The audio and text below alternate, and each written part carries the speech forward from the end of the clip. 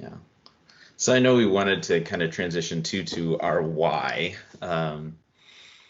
So Megan, I mean, you did a really great job talking about, why you chose the word strength, but I mean, just to kind of expand on that and maybe share, some moments that you've had at Small Talk that have been really impactful to you and sort of informed why, CAC or why an organization like Small Talk is so important.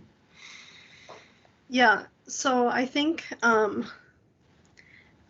it's just so empowering and so inspiring to be able to serve so many different families and so many different kids and teens, and just to be able to know that I'm able to provide a service where we are changing lives in some way, which is why I do it, because I love to see the growth and the development that we were able to watch happen through Small Talk. But I think the most impactful moment I had was when I started my internship last summer. There were a couple of clients that Sarah and one of our other counselors had who were starting their court process for the second or third time, I think it was. And I was invited to go just kind of watch this court process happen. And to be able to hear the stories and hear, how much counseling has helped these clients grow and overcome what had happened to them was just so inspirational. And to see the passion that, the law enforcement have and the prosecutor had on this case, and, being able to see the courtroom filled with people who support this family and these kids was just incredible. And that was really my first court experience too. And it was just something that I didn't really want to let go of. So that was why I wanted to continue to help kids through this court. The court process can be so crazy and challenging, and there are so many curveballs that are thrown at these families.